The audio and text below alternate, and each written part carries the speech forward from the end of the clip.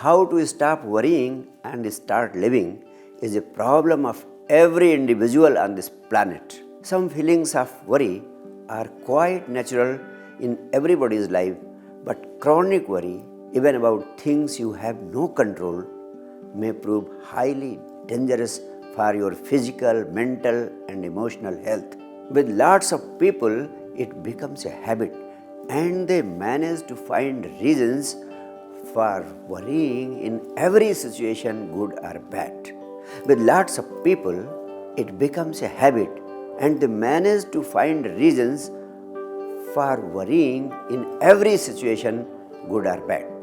For example, you may be worried because you don't have a job, but another person is worried just because of his job. Your friend may be worried because he does not have any children, but another person is worried just because of his children. In fact, there is no logic behind people's worries. A person was sitting quite sad and worried in a bar. A very small story on this point. A person sitting in the bar was very sad and worried. The bartender asked him, "What is the matter? Why are you so much worried?" The man said, "I had a fight with my wife and she decided not to talk to me for 1 month. The bartender tried to console him by saying that it's okay. 1 month is not very long. The man said, "I know, but that is the problem. Today is the last day of that month."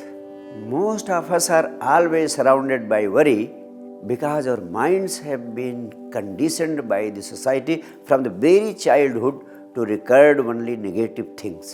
Even if you had a joyful time, you don't remember the joyful moments, but you remember only the sad moment when that joyful state ended. Even when you are at the peak of joyful times, you are always worrying because of the fear that the joyful time may end any time. For example, the teacher asked a boy in the classroom, "Why are you so sad? Why are you so much worried?" The boy said, "It is because of my parents. They do everything that I need. They buy good things, whatever I ask them from the market. And they are always taking care of me 24/7. The teacher said, "But what is your problem?" The boy said, "I am always afraid that what will happen to me if they run away and leave me." Now the question arises, how to stop worrying? I want to tell you at the very outset that worrying can never be stopped. Trying to stop it will make you crazy and mad, like a dog who gets mad chasing its own tail. Never listen to people like Dale Carnegie, who has written a whole book on how to stop worrying and start living. Even after reading the whole book, you will not be able to get rid of worrying. Instead, you will develop one more worry, a very big worry as to how to stop worrying. The basic reason behind this fact is that worries are merely bubbles of thought, and thoughts cannot be stopped by effort, because the more you try to stop them, the more powerful they become. But there is a way if you learn to live as a witness. However, there is a way out. If you learn to live and see as a witness, your worries will disappear on their own. Learning to live as a witness means seeing things as they are, or seeing what is as it is, which can be termed as observation without judgment.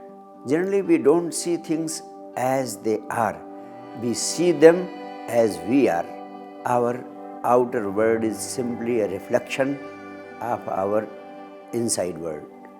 Your thoughts, views, and opinions are projected on whatever you see. In other words, Your vision is colored by your thoughts and opinions. The right way to see things is just as a pure witness. For example, if you are seeing a flower, just see, don't think. But while seeing a flower, we think a number of things, so many things about the color of the flower, about the size of the flower, about the beauty of flower, and we just start verbalizing inside our minds while seeing the flower. And that is why the right vision of the flower becomes impossible. Similarly, practice the art of witnessing towards your thoughts.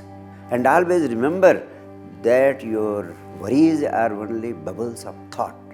Once you start watching your worries, watch them very objectively. Watch them without judgment. Watch them indifferently as if they are not connected to you. Watch them as you watch the clouds floating in the sky. And very soon you will find that your worries, your thoughts have started disappearing. Only one thing is needed. Just remain a witness. Don't be a doer. It will awaken you from within, and the result would be your worries, your thoughts will start disappearing on their own. At this point, I would like to tell you one very important truth. Whatever you watch with awareness is bound to disappear, whether it is physical pain or mental pain or worrying thoughts. I will like to tell you a story about Buddha's life. One day in the morning discourse, he goes with one handkerchief in his hand. He showed that handkerchief to the disciples, which was knotted, and he invited any one of his disciples to go and untie the knot. One of the disciples goes to him. He put the handkerchief in his hands and he started pulling it this way and that way. As a result, it got more and more tightened and he could not open the knot. Another disciple goes.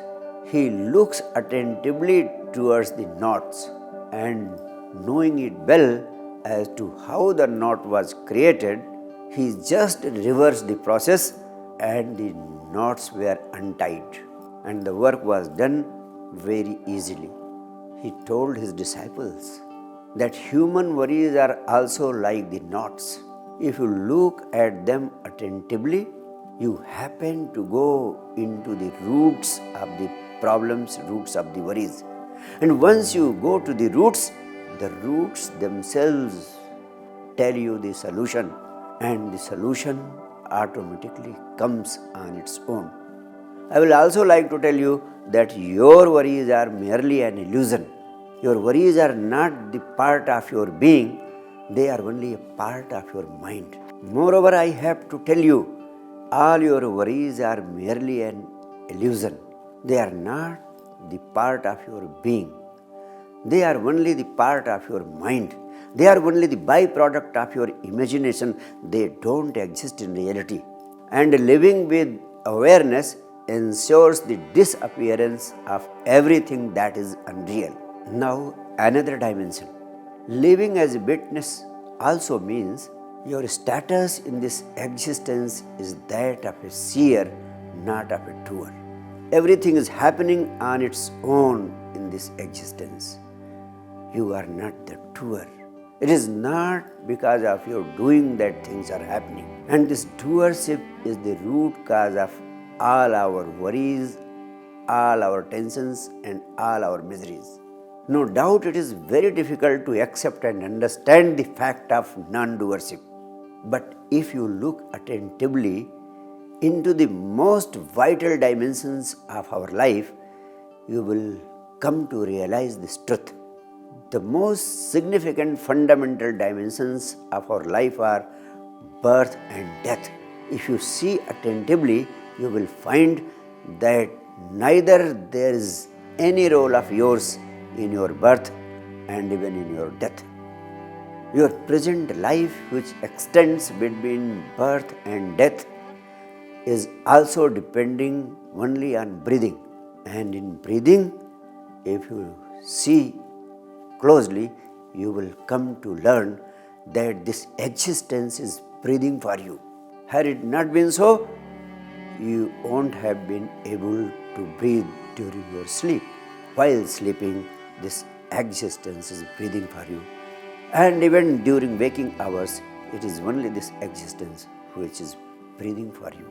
A number of more vital functions of your body are neither under your control, nor do you have any role in their functioning.